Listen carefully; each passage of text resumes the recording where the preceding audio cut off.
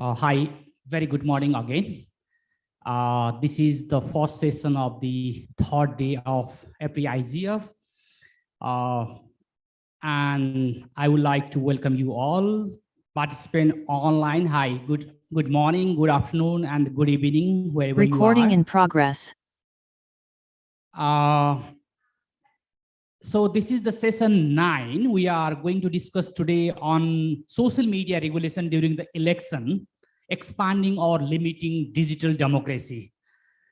In the change context after the pandemic, we are more engaged in digital space, and considering the factor we are engaging in the democratic process like voting and the political campaign and the discussion about the candidate and the political parties. Nowadays, the democracy has been taken as a digital democracy. If there is no digital platforms and the digital technologies, the democracy will be so limited. So in this context, we are going to discuss today about regulation of the social media during the election, whether it is expanding or limiting digital democracy. For this discussion, again, I would like to welcome you all here. First of all, let me introduce myself. I'm Tanka Aryal from Nepal. I represent Digital Right Nepal, one non-profit organization, very newly established 2020. In this session, I would like to welcome the speaker. We have 4 speakers, 2 on-site and 2 online. Let me welcome Bino Lucero from Engage Media as a panelist here. We have Dr. Said Kaji. He is also on site and he's joining shortly. Similarly, I would like to welcome our online speaker Michael Castle from the Article 19. Michael is joining from the West Coast, United States now. Maybe it's evening 13th of September. Similarly, we have Sadaf Khan from MediaNama, Pakistan. Hi, Michael and Sadaf. Can you hear me? You both are welcome in this session. Hello. Yes, I can hear you well. Thank you. Thank you. Thank you for being in this session early in the morning and the evening from stage. So Bino, you are here and I would like to request to join the session here as a panelist. Similarly, in this session, we have 2 online moderators. We have a Santosh Sigdal from Digital Right Nepal here, and the online moderator Saurav is back home, Nepal, and he will be facilitating from there. With this brief introduction, or with this introducing the panelists and the session, I would like to move further. Election is very common phenomenon in the democracy where we are living. Probably you have had election in last 2 years, or you are having election in this year. If not, then definitely you are having election in coming 2 years. This is the the routine election process, and the periodic election is the fundamental characteristics and the foundation for the democracy. So in the change context, we are using social media and the online platform for the discussion of the candidate, political parties. This is the part of the informed choice for the voters. In this respect, we have 4 distinguished panelists from different regions having in-depth knowledge on the legal policy issues as well as the practice matters, in the respective country, being engaged with the national institution like Election Commission, government, and civil society. So let me introduce further with for my speaker, Sadaf. Sadaf is from MediaNama from Pakistan. She is the co-founder for the MediaNama. She has been working with the media development CSO mainly for the policy advocacy, media ethics, journalist safety, and the capacity building. Similarly, data and the digital journalism for more than a decade.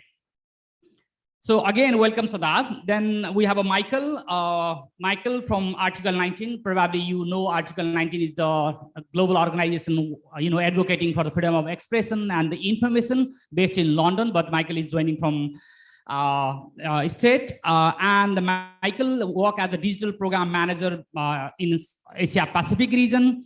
And Michael worked with the number of organizations, and prior to joining to the Article 19, Michael was the Asia Program Officer for the Civil Rights Defender covering the Southeast Asia.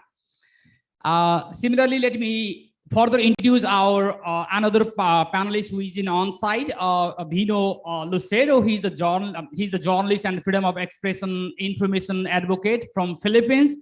And Bino is the member of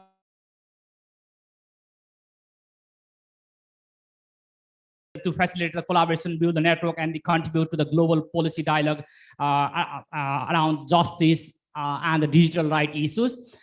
And at present, Vino is working with the Engage Media as the communication manager for the Greater Internet Freedom Project.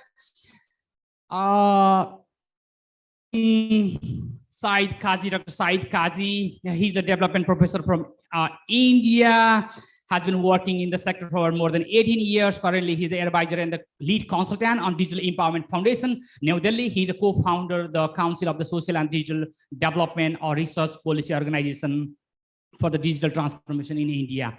So with this further introduction with the participant, I would like to proceed ahead. Hi, our next panelist is here. Hi, Said, you are already welcome.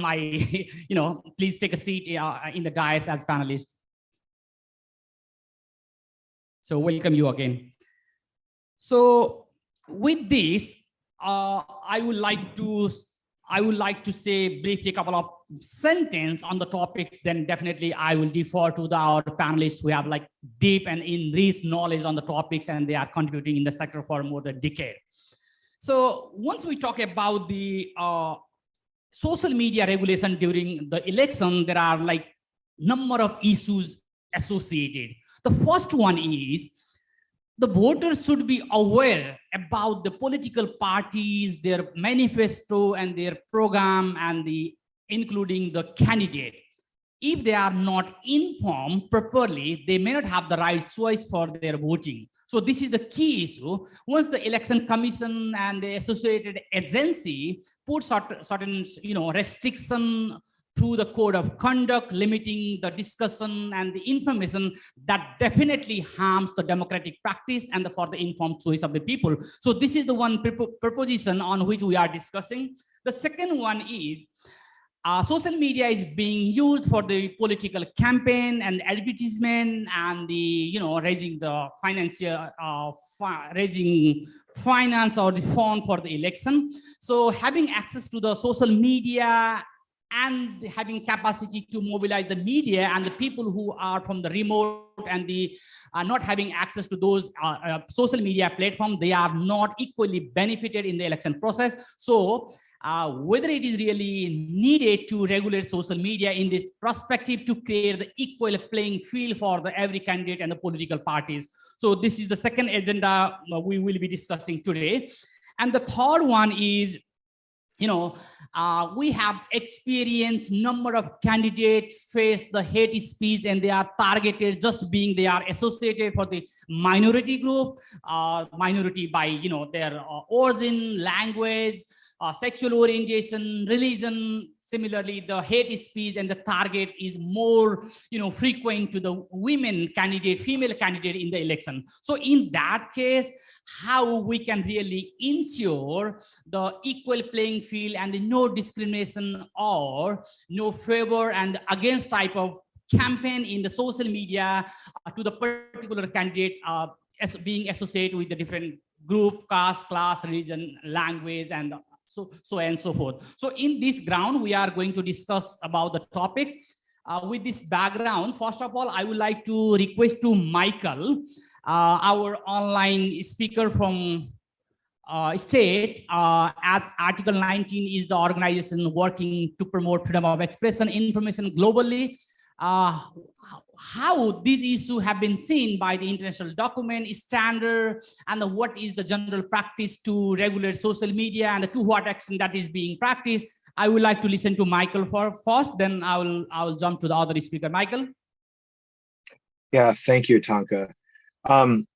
And thank you for asking me to speak first. I would like to propose what I think would be helpful is to ground our discussion on social media regulation in the times of elections with a bit of an understanding of what international human rights norms offers on the topic.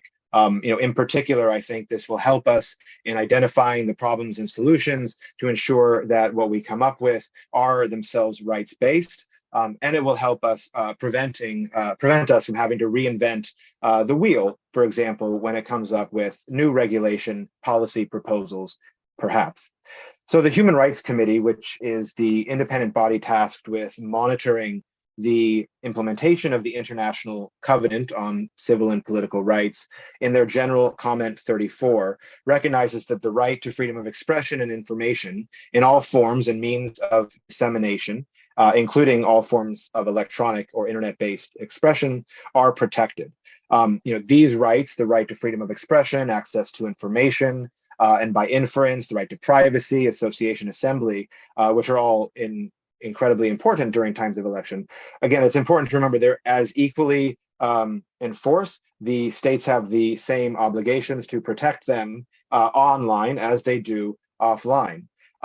However, the freedom of expression, while it is fundamental, is not absolute. So there are certain circumstances where restrictions are permissible, or even where prohibitions are mandated, such as in the case of advocacy of national, racial, or religious hatred, constituting incitement towards violence, which are phenomenon that we sadly see in many countries across the region, which are incidents that spike, particularly during elections.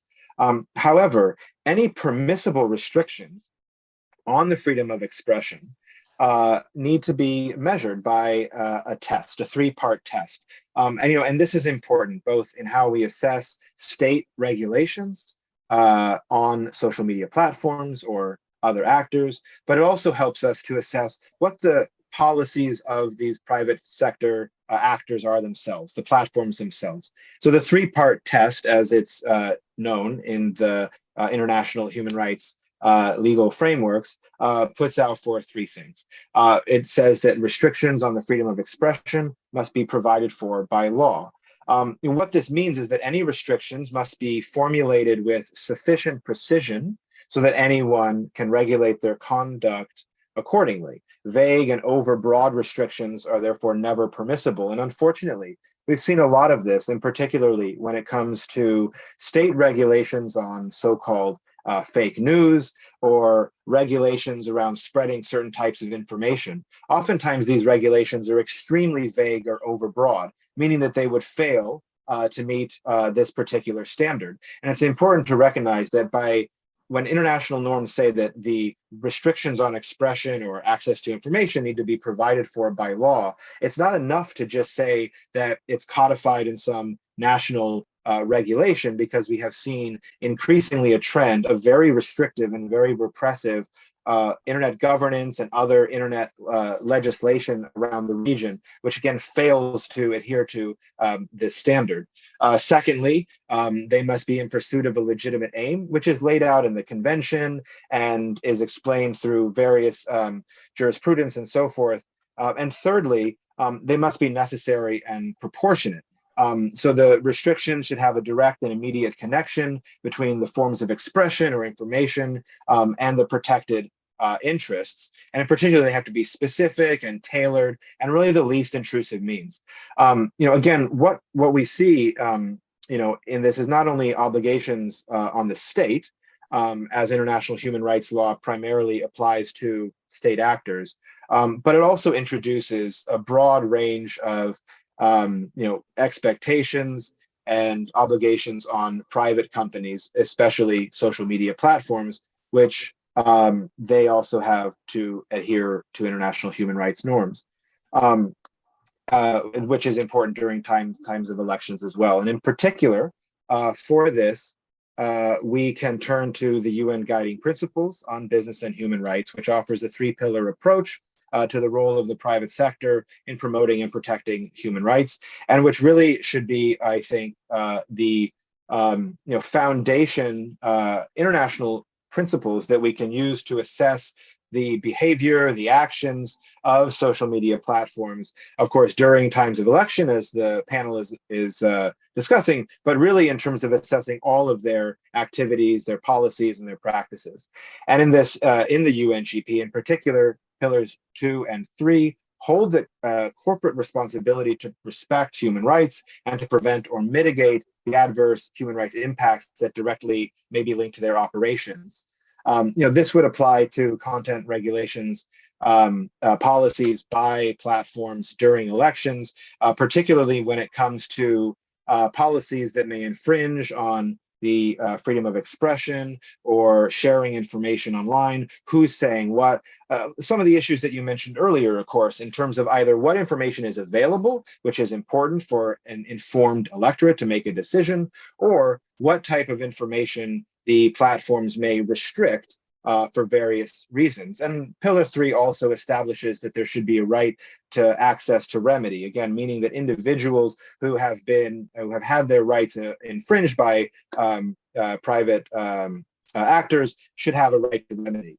I think I'm running low on time here, so I'm just going to skip to a few other points that I think are really helpful as we look at the role, the responsibilities of platforms in times of elections. And in particular, what we have are principles called the Manila Principles on Intermediary Liability. It's a 6-point sort of international soft law standard, which I'll summarize effectively in that internet intermediaries, such as social media platforms, should be shielded from liability for third-party content. And what we've seen, unfortunately, is a lot of laws and policies in the region that are holding platforms legally, financially, or criminally liable for certain things that individuals post on their platforms. And generally, what this leads to, unfortunately, is a greater censorship by the platforms. And so looking at ways in which we can both hold platforms accountable while also adhering to international standards on intermediary liability is really crucial in both creating a safe space on those platforms while not then generating more censorship or denying greater access to information. And finally, there's also a valuable set of principles known as the Santa Clara Principles, which really lays out a 3-point plan when it comes to platform regulation, platform and content moderation, meaning that platforms that engage in content moderation need to make available the numbers in terms of how many pieces of content is flagged or removed, notice, which is to provide explicit explanation to individuals whose content is maybe removed, and appeal, again, the importance of access to remedy. And these things, again, are really important in times of election, as independent candidates who may be going up against a more repressive or powerful party interest may be then subjected to abusive account reporting, where social media platforms are removing information that they have posted or their expression. And so we need to have then these layers of transparency and accountability, which is really the fundamental tenet of where all of this international human rights norms are pointing us to as we assess content moderation policies from platforms and the regulations from the state, again, is to ensure transparency, accountability, and consistency in how these policies are applied, of course, during elections, but in the intervening times between elections. Thank you.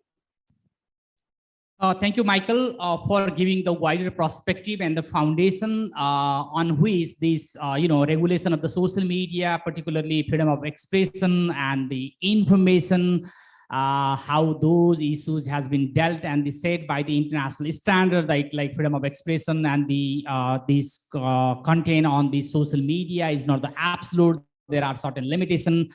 3-part test, you very rightly highlighted about the intermediaries liabilities and the associated number of issues that has given the foundation for our today's discussion. So with this legal ground and the international standard to be followed, and even in election and in the most of the cases in the general time as well. So I would like to come to Bino. Bino has a experience working during the election in Philippines. If I'm correct, last year there was election. So based on those principles, what was the practice and how the social media regulation was made in Philippines?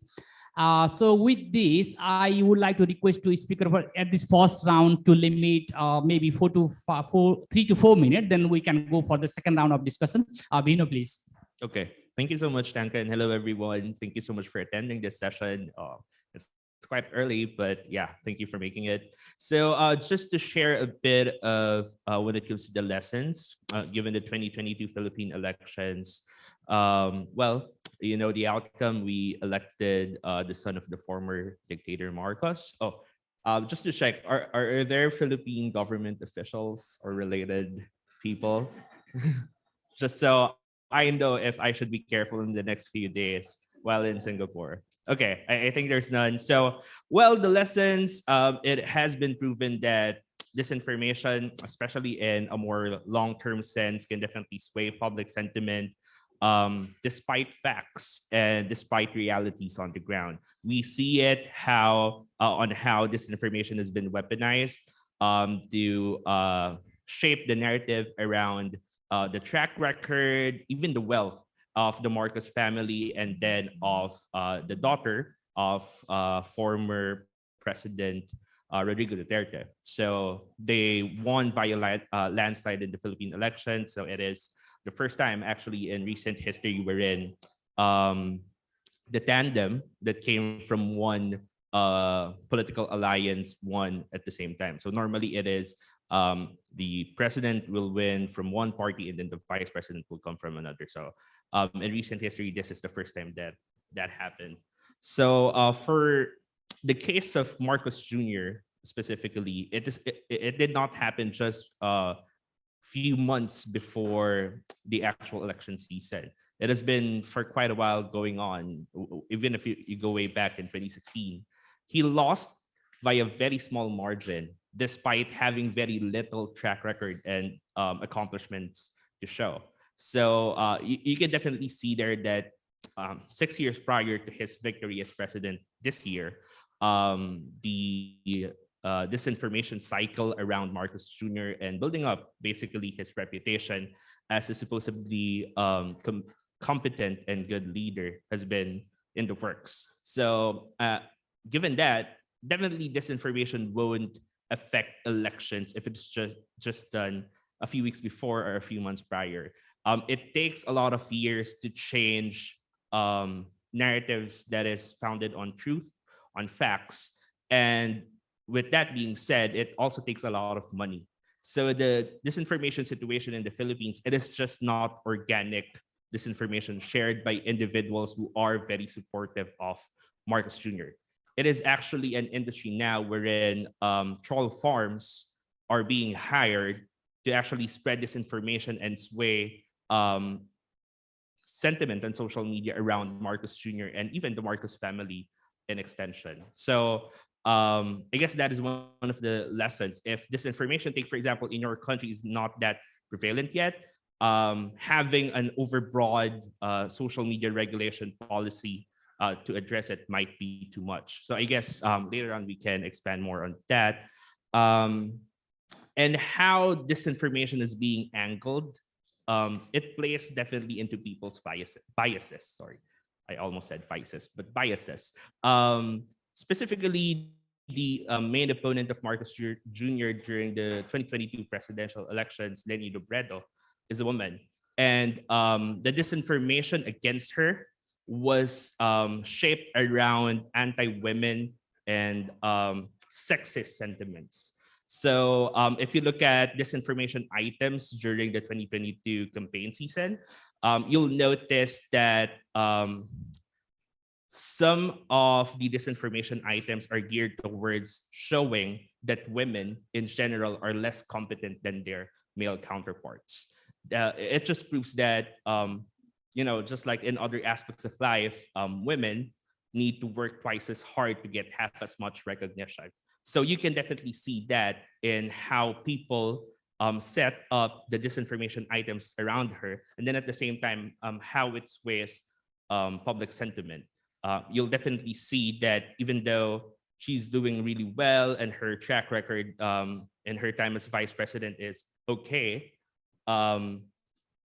there's still much more criticism about her performance compared to Marcos Jr., who did not serve any public office during the 6 years that he waited from losing as VP, vice president in 2016 to 2022, and basically did nothing but maybe go around for vacation. So for now, I'll stop there and maybe add more points later on. Thank you, Vino, for sharing how the social media was used and managed in the Philippines during the last election.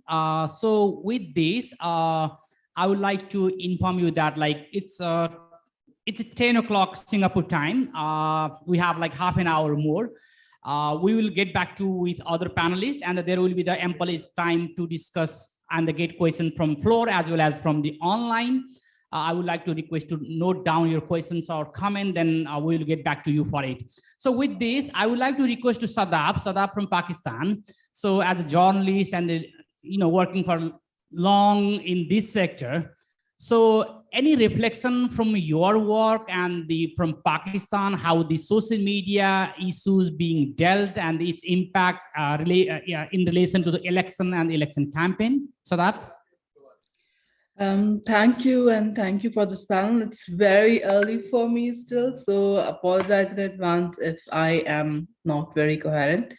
But the example from Pakistan, the experiences from Pakistan, they're really important. In the last general elections we had them in 2018, and they were the first elections in which political parties really effectively used social media for campaigning. On one side, this was like a very exciting moment because we saw a new generation, we saw new political workers getting mobilized, new voters coming into the fold, people who previously through traditional marketing approaches, through political campaigning approaches had not been targeted specifically, they had not been spoken to. So we saw a great political mobilization. But obviously, as my fellow speakers have talked a lot about disinformation, targeted disinformation, hate campaigns, they also became the norm. And what we saw was not only targeting of rival political candidates and workers, but also very direct targeting of journalists who different political parties saw to be critical of their own stances or opposed to the ideologies on the political spectrum that they were presenting. The first speaker, Michael from Article 19, he very well articulated the different roles. So I don't want to go into those roles. I completely agree with what he was saying. But we also, I think I want to bring in and talk a bit about the role of political parties. Legislation, as Michael also mentioned, is not really a good solution overall, even though elections are a special time, and sometimes through the election commissions, new mandates, new directives are issued for the media, for political parties, but bringing in legislation that deals with disinformation overall, that's always risky, and we have seen how it has worked out. It does become a curtailing factor for freedom of expression. It becomes a curtailing factor for journalism as well. So I think one of the key issues that needs more discussion, the gap in the discussion, at least in Pakistan, is the role of political parties and ways to hold the political parties themselves accountable. It was very clear in Pakistan, and I've been reading up on other countries as well, that during the election campaigns, a lot of resources, a lot of money is pooled into the social media space by the parties. There is no way to officially track that, but we see these disinformation campaigns, or even if they're not disinformation campaigns, simple electoral publicity, outreach campaigns being mobilized by accounts which very clearly associate with those political parties, but you can't create that link on paper. Now, what it affects, what it means is that the traditional systems of monitoring campaign expenditure that has been set up by the election commissions in respective countries, they are not being followed. There's a whole new pool of money coming in and going towards communication that might not be reliant, that might not be, in line, aligned with whatever code of conducts are present in that country.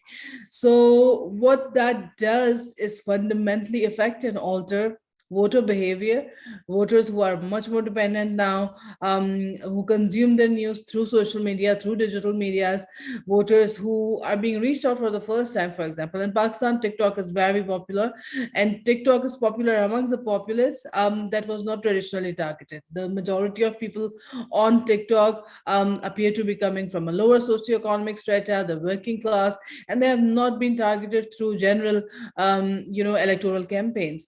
So now they're being brought forth through a medium, they're being brought in the fold through a medium on which the election commissions, on which the competent institutions do not have any oversight, and more than oversight, I feel that they do not have an understanding. They do not have an understanding on how it informs voter behaviors, and obviously, if it informs the voter behavior, then it informs their voting choice as well. That's what they're basing their votes on, the information that they're getting. Now, this brings us to the question of marginalization that happens, because people like us, very privileged, very well versed with technology, how information flows, digital information flows work, perhaps. We might be in a position, we might be in a better position to make informed decisions about the information we are consuming. We have digital media information literacy, we have the ability to question, to do our researches, and come to an informed decisions, a relatively more informed decision. But people from the marginalized sectors, people who are just connecting to the digital world, people who might be looking at just WhatsApp viral forwards, right? They do not have had the exposure. Most of them lack digital media information literacy in any meaningful way. So they are the ones who are most fundamentally affected. So I feel that any discussion that happens at national levels has to become much more nuanced in how disproportionate the impact of disinformation and hate campaigns is. And my previous speaker just brought up the issue of gender. That's obviously a very, very important intersection, not just in terms of political candidates that he was mentioning, but also female journalists who are reporting on elections, who are reporting on politics. They often become the target of campaigns that are very sexualized in nature, that target their personality, that target their family life, that dogs them, puts them in danger in a way that their male counterparts, their male colleagues are not exposed to, which results in a silencing, an overall silencing of women's voices on this very important political democratic event. And that obviously has a snowball effect. It does create a silencing impact. It does create a gap for women who are consuming that information. So I feel any discussions that happening at the national level does need to bring in stakeholders who have been overlooked, like the political parties, as I mentioned, and people who are marginalized and who remain much more susceptible to disinformation campaigns. I'll stop there. Yeah, thank you. Thank you, Sadaf. Yeah, the social media and the digital platform has created the foundation for the political mobility and the momentum within that. But at the meantime, it has created, as we have been talking about, the huge digital divide. It equally impact in the election. Candidate and the political party not having that much access for the social media or the digital platform, they are always behind. It has like limiting for the equal playground. That's why there should be some sort of mechanism that provide equal ground for the all. With this, it has created some sort of sexualization, hate speech for the people coming from the different sexual minorities and the religious minority group as well. Today we are discussing about regulation of the social media, whether it is expanding on or limiting the digital democracy, as the digital platform and social media has been contributing significantly on the democratic process for the discussion, voting, and the political campaign. It is one of the pertinent issues at present. So with this, I would like to request our next speaker, Dr. Said from India, and would you like to present? I guess the presentation is ready there. Said? Yeah. You want to, if you can present this one, otherwise no problem.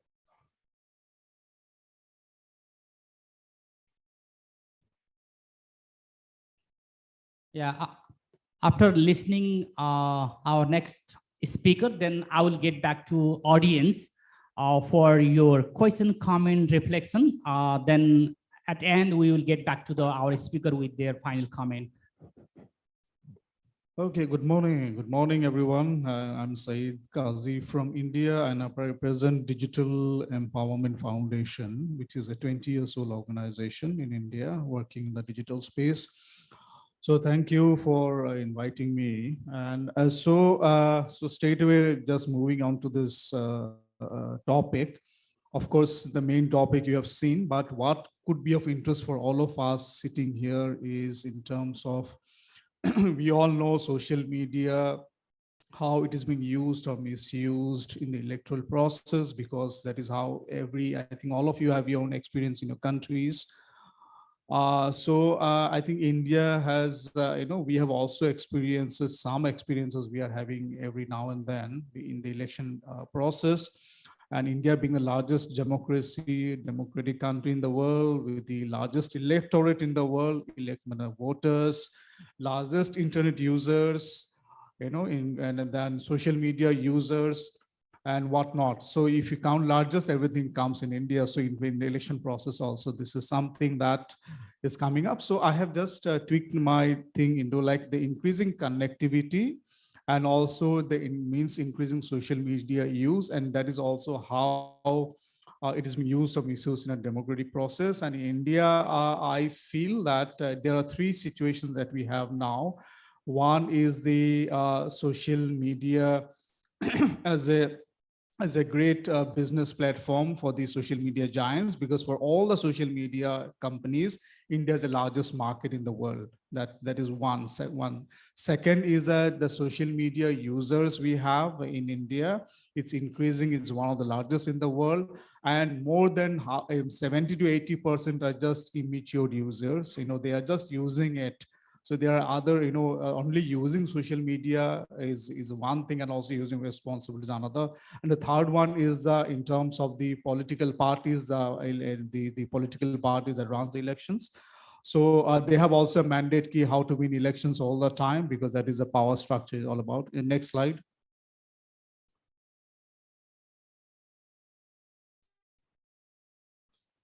So these are some of the questions, because time, I think, it has a limitation. So I have put certain questions, why we are talking about it in the context of India and other developing countries in the global south, because the political maturity is still happening.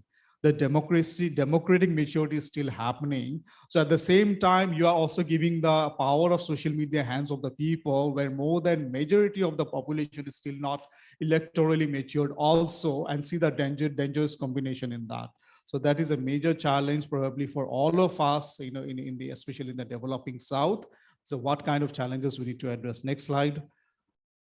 This is just a glimpse of like kind of a situation, the numbers that you have. Numbers keeps on changing, but okay.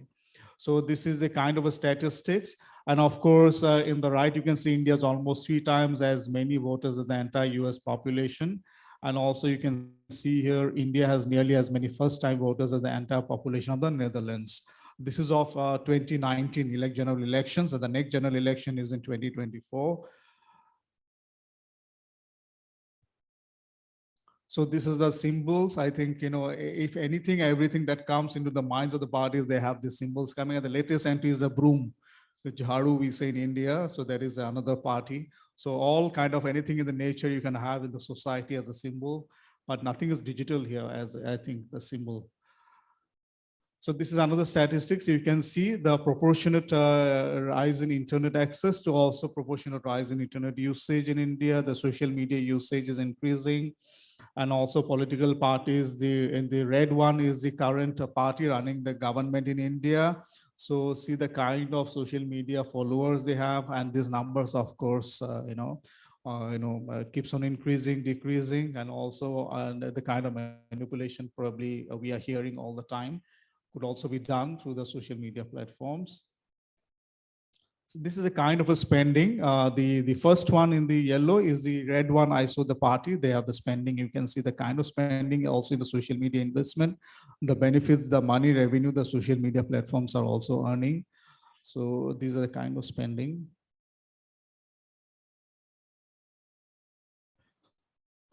Okay, so that was a context in terms of the parties and elections and stuff like that. But here, this is one important comment and reaction of the Supreme Court of India last year only, that it is saying that how and why social media is really going to create more trouble for electoral process in India, and what needs to be done, need not to be done. So this is a kind of a reaction because of the situation that is emerging in India. And also, this is the latest comment from the opposition leader of this Congress Party of India's opposition leader. So the opposition leader has commented in this recent year, this year only, in the parliament, that how social media is influencing politics and needs to be, controlled or needs to be looked into as a serious issue in India. So these are, I think, a lot of content here, but I think what is important to look here is like, this, this 900 million Indian eligible voters and the kind of social media users, manipulations and all. And in the last point, you can see a professor of a university in India talking about how it's like a constant megaphone for political parties to amplify the messages and all. So fake information, misinformation, I think many of we have already talked about it.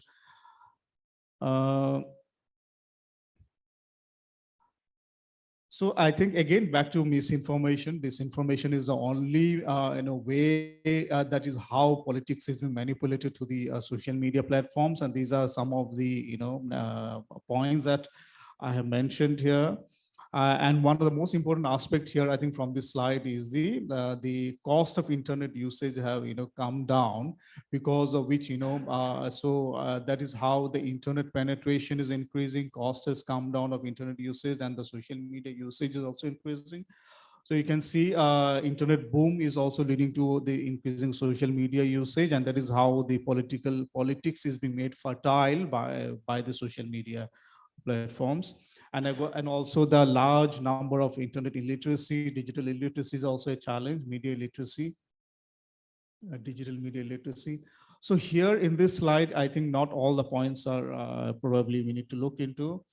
What is happening in India is that all social media platforms are saying that they are taking measures, they are taking controls, mechanisms to ensure that these comments and these statements are around the 2019 elections. So they have said they have taken measures and actions, but I think the challenge continues.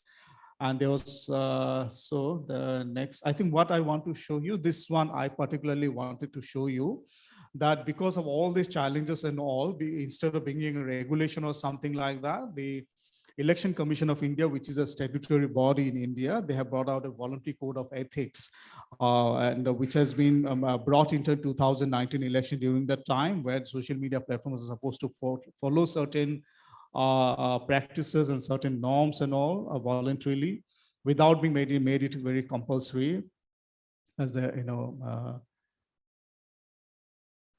So in this, one of the important points, there are 6-7 main points to be in this code of ethics. Is one is that these social media platforms has to inform and educate the people about the election process, the kind of good things about elections.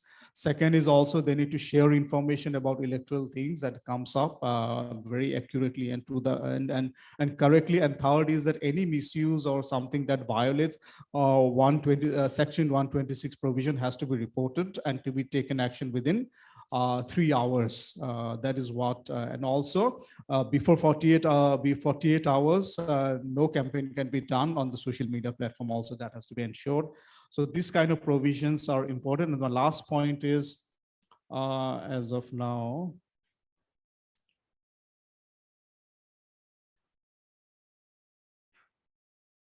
so this is something, Code of Ethics, Intermediate Guidelines in Digital Media Ethics in 2021. Last year it was brought, where it also talks about the role of social media to control, regulate this all kind of content which is not acceptable within 72 hours. Within that is how actions has to be taken. What I want to say is that Related to social media, I think Michael has also mentioned, it says a difference between regulations and restrictions, probably. And since we are still evolving, democracy is still evolving in India, as I'm just giving an example of India, and social media has just come into in the last 5-10 years actively using, but also the large nature of immaturity of having this social media usage, and also its manipulation by the political parties, because and so we all know that probably this kind of provisions are sufficient or not. Probably I feel sufficient as of now, because we also have to experiment the reaction, the counter reactions, and all this media code of ethics for the social media platform is a kind of a soft restriction, as a soft kind of regulations, rather than going for a harsh, drastic regulatory measures. That is one. Second is, of course, the kind of rules which has come into from the 2001 social media rules, digital media rules, where social media companies also made responsible in terms of content management and its regulation. So this kind of measures is important. We are evolving, we are learning, and probably after this, and I think 2024 election, which is coming up, which will be, because this code of ethics is still being followed since 2019. It is still being followed in India. So it is also an experiment that we are going to have in 2024 elections. Then we'll come to know whether probably we need to have a more stringent kind of mechanisms by the Election Commission of India or by the Supreme Court of India. So because I think it's very, challenging for the government to bring certain rules and regulations, because ultimately it has their own hidden interests, because they're ultimately representing certain political party at the end of the day. So those kind of dilemma, and I think the kind of situations we have. But yes, this all has to be followed. The human rights of the people, freedom of expression has to be kept intact, and that is what the code of ethics also talks about. That the freedom of expression has to be kept intact. So thank you so much. Thank you, Syed Kazi. You have highlighted type of going to influence, capture, or hack the democracy. Number of content and the political campaign through social media had changed the political result in number of countries. Even in my country, Kathmandu, there was the mayor election in the capital city. The young, very dynamic, and the independent candidate defeated the existing and the non-political parties, and he was blamed or given credit in a way that he won the election just because of the social media. So the social media is becoming powerful. And as I said, that we are in the stage of the testing or exploring and experimenting, because the things are coming new, and we are trying to control its negative impact and promote the informed choice for the voter, and they protect and respect the fundamental freedom, like freedom of information and expression. Thank you for your presentation. So now I would like to come back to the audience for questions. Similarly, I would like to request to the online audience, please, if you have any question, please write in the chat box. Our online moderator, Santosh Sigdal, who is here, and the Saurav will facilitate to get those questions. For the question on-site participant, I would like to request to come to this mic turn by turn, and later on, once I get the all question, I will request to the my panelists to respond accordingly. Considering the limited time, we have to rush. Please, one by one. Please raise your hand and come to the mic. Hello. Hi, everyone. I'm Grace from Taiwan. I'm a general counsel for Amnesty International Taiwan. But today I'm speaking on my own capacity. So there's a lot of discussion on this session about political battles within their own countries, right? And I would like to also raise another party, which is the external, maybe for instance, I'm from Taiwan, so it's obvious that there are external disinformation, and this kind of becomes a problem when external operations, even disinformation warfare, mingles with internal public discussion. And so there are this maybe outside, maybe from China, disinformation, and also horrible party bad fightings, which can sometimes be irrational. And there's also civil society trying to have a healthy, critical public discourse. So really interested to ask what you would think about the external one, especially when national security becomes a excuse to shut down the civil society instead of really like addressing the problem. Thank you. Hello everyone, my name is Vivek Silwal and I'm from Nepal. So my comment or question is for panelists about the social media. So, you know, it hijacks the definition of freedom of speech and democracy. So, sorry. So what's the definition of freedom of speech in 2010? It's not right now. So what I'm able to speak in a public forum, I might not speak on a social media because it is recorded or it might get sometimes viral or something and I might run to trouble. So it really molds the definition of freedom of speech. So my question is to the panelists, how much accountable and liable the social media platforms will be on actually controlling this thing? So, you know, their metrics or the AI system actually shows someone what they are searching in the internet. So if I speak something about the politics or anything, so someone person whom I don't want to see my status is seen by their AI or metrics. So how much accountable the social media platform should be? So, and you know, and how they can control the social media trials. So it's basically people actually judging basis on before any courts or any law decides. So it's in the social media. And whenever the election things comes in, I think the Cambridge Analytica and Facebook issues always comes forward. So the governance of these kinds of problems is problem driven. So Cambridge Analytica bought data in 2016 and it used afterwards. So there was no law that this data could not be used or anything. So how these social media platforms can actually strategic foresight, what kind of data they can come forward or they have accountable, and how government can actually, you know, do governance of this kind of issue forward. So actually the panelists told that in 2014, they are going to use the same ethics that was in 2019. So the problem in 2024 might not be the same as 2019. So how can we strategic foresight or see things that comes in 2025 or 2026? What are the issues that will be in the platform? Thank you.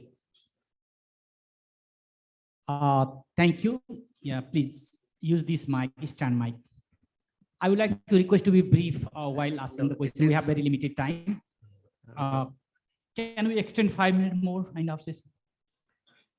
Good morning. I'm Sanjeev Banjal. I'm Director General LearnNet India. It's not a question, but a comment.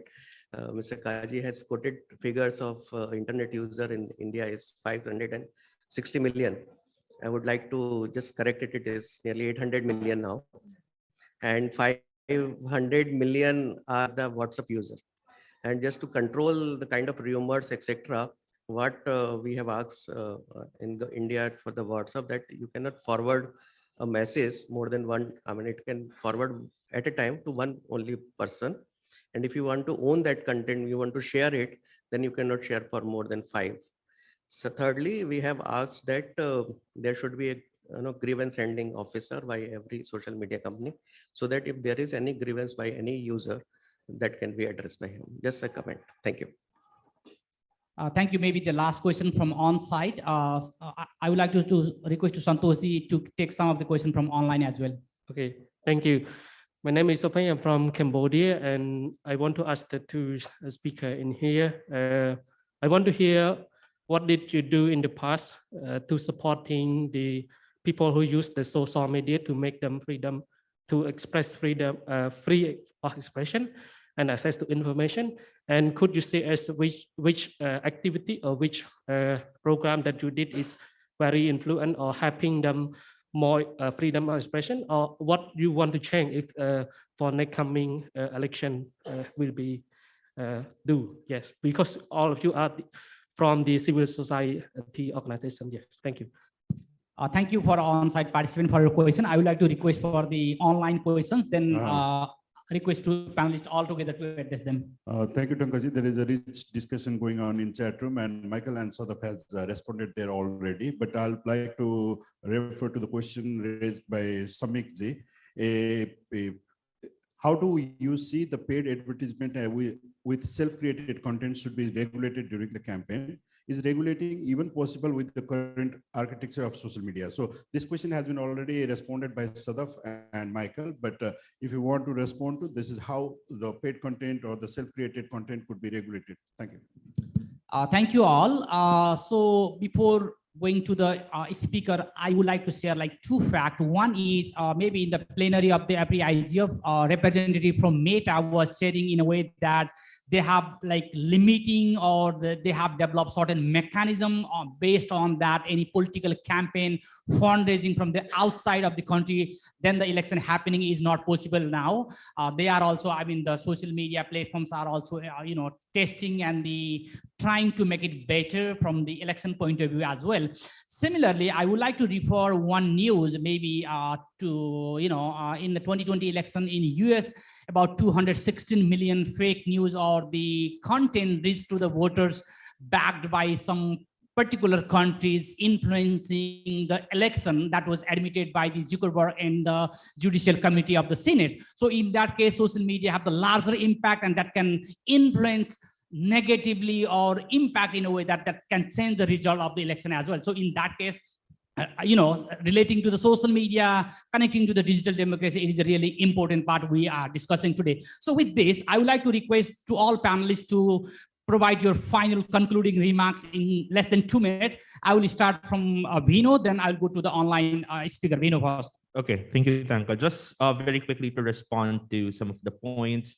One thing to note is that most of the counter disinformation efforts are coming from news organizations, but then at the same time, we need to realize that they might not be having as much impact as we desire them to be, because they also are facing issues when it comes to public distrust. While there is increase in online disinformation, we definitely see that more and more people distrust the media because it is part of the sentiment and the narrative being pushed through online disinformation efforts. So when it comes to capacity, we need to think about that. Maybe we should revise the approach. Instead of news organizations leading the charge when it comes to countering disinformation through fact-checking and other kinds of disinformation reporting, maybe we should have a more community level approach wherein there is a more personal connection to the people who are falling victims to disinformation. As to the role of big tech, one thing that they can actually do right now would be to be more responsive to the reports that they're receiving about disinformation actors and the social media platforms. In the Philippines, there has been years of reports about certain online pages and public personalities spreading disinformation through their social media pages online. And yet, even after years of reports, they're still there. They still have their social media pages. So being responsive to the reports from organically received from citizens and from, take for example, the partners that are fact-checking those stories might be good. And last, I just want to mention one counter disinformation effort that we recently developed. It's called totoobad.info. So it is a disinformation reporting platform wherein we encourage netizens, online users to report the disinformation they organically see online. So it is a way of harnessing public participation when it comes to tracking and reporting disinformation. So during the last 2 months of the election, so April and May 2022, we received a total of more than 350,000 visits and 4,000 disinformation reports. So yeah, having more of those tech-based approach or solutions and opening it up to the public might be a good way to go. Yeah, thank you, Vino.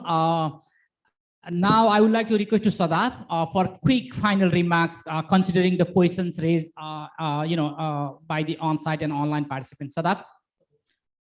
Thank you, Tanaka, and I'm sorry I have to leave a bit early, so I'll keep this short. We've been having this discussion in chat as well. I think one of the key factors that we need to figure out as a community are ways to hold social media platforms more accountable, while limitation of intermediary liability is a very, very important principle that has to be upheld. We simply cannot ignore the role of platforms themselves, especially platform designs, the technology. With Facebook papers, all the revelations around algorithms that have been designed specifically to promote content that incites negative emotions in people, that includes hatred, that includes incitement. I think it's essential that we figure out ways to hold the platforms accountable in a much more effective way than we have been able to do so far. Thank you so much for this very enriching discussion. I really enjoyed it and learned a lot as well. Thank you. Thank you, Sadaf. Thanks for being here early morning from Pakistan. Thank you. So next, I would like to request you, Said, for your remarks and if there are any questions direct to you, but with very brief. I think, yeah, it's time already. So just summing up of all these comments and questions that we have, of course, the data and statistics to gentlemen, of course, I've had a laziness of typing also, so I put something there, of course, to authentic source, but data keeps on increasing, media users increasing every day, so that is one, connectivity and users increasing one. So overall, I think I cannot make any general comment now. I'm just specific sticking to India because the largest democracy, we are still experimenting. And also at the same time, the provisions that have come in to these laws and regulations that we have showed earlier, it's a responsibility of the users also, social media users also, to get updated about what is exactly that's talking about these provisions and all, because simply coming out and saying that my freedom of expression is violated, why can't I talk like this, I think it's not the way of maturity of talking about, because you need to see what the rules and provisions, you have to read it, you have to see what is what is also liable to me also as a social media user, to comment or not to comment in the social media platform. Secondly is that, of course, this Election Commission of India, that is, they have adopted this code of ethics, and we are still experimenting. And also one comment was here that even in this code of ethics, as per that, the social media companies has to report, has to get approval of the Election Commission of India before putting any political advertisement also. So those kind of provisions are still there, because you can go and read the details. But and also this media bill, digital media bill, that is coming last year also at the draft. Suppose there are certain draft to be adopted. I think the certain amendment has to be made. As in gentleman has mentioned, grievance committee has to be there. So as a last kind of a resort, instead of going to the court and litigation increases, that committee is being proposed to be constituted. So those kind of mechanisms are there, but whether with this kind of mechanisms are sufficient enough for India as of now, we are still experimenting. And at the same time, if not, certainly ways and mechanisms will come out, civil society organizations all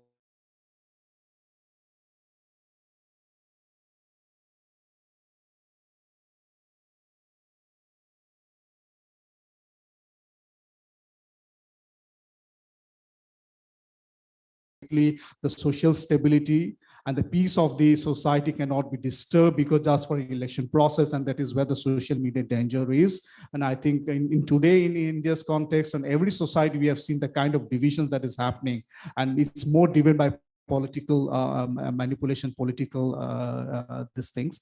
So we have to be very careful, each one of us as a vigilante. I think we need to see that our harmony is not affected. That is what is affecting everyone today.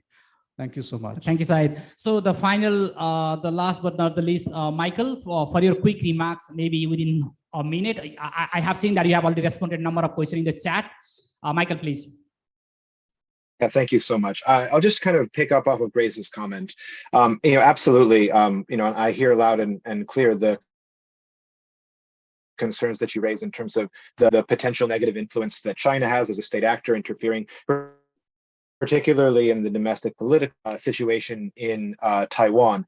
And it's interesting because what we see with China, and for those who follow closely would be familiar with the wolf warrior diplomacy sort of narrative, and what we see with China is a state actor that has completely cut off all free access to any international social media platform, while at the same time it has weaponized these same platforms internationally, whether it's Facebook, whether it's Twitter, whether it's LinkedIn, any number of them that have been used really very systematically to spread disinformation, to interfere with elections, to interfere with other political discourse, and in particular to influence with the international movement to hold China itself accountable, for example, in terms of crimes against humanity and acts of genocide in Xinjiang. So really influencing the narrative on social media internationally, the same platforms that are completely restricted domestically. And this is part of the incredibly dangerous narrative of internet sovereignty or digital sovereignty that China, Russia, and other state actors are pushing, which claims a sort of double standard in terms of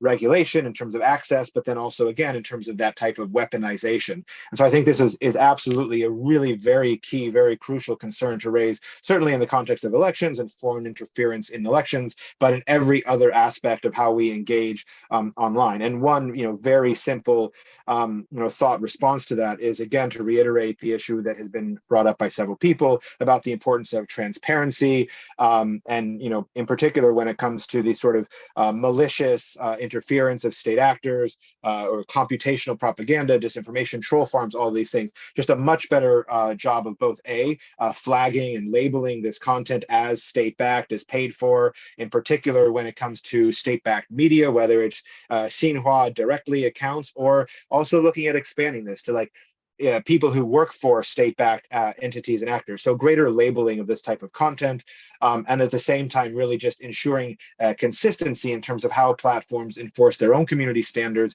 and in particular, when it comes to these issues around, inauthentic behavior, coordinated campaigning, trolling, automated accounts, and so forth. So with that, I'll close. But again, incredibly important stuff that could be discussed for hours and hours and hours. But this was a really fruitful conversation. And again, thank you so much to the organizers for inviting me to join. Thank you, Michael. I would like to thanks to all amazing panelists for your contribution, and the participant here and who joined from online. Great discussion on limitation on social media, expanding or limiting digital democracy. Definitely, it has set some foundation for further discussion in our respective country.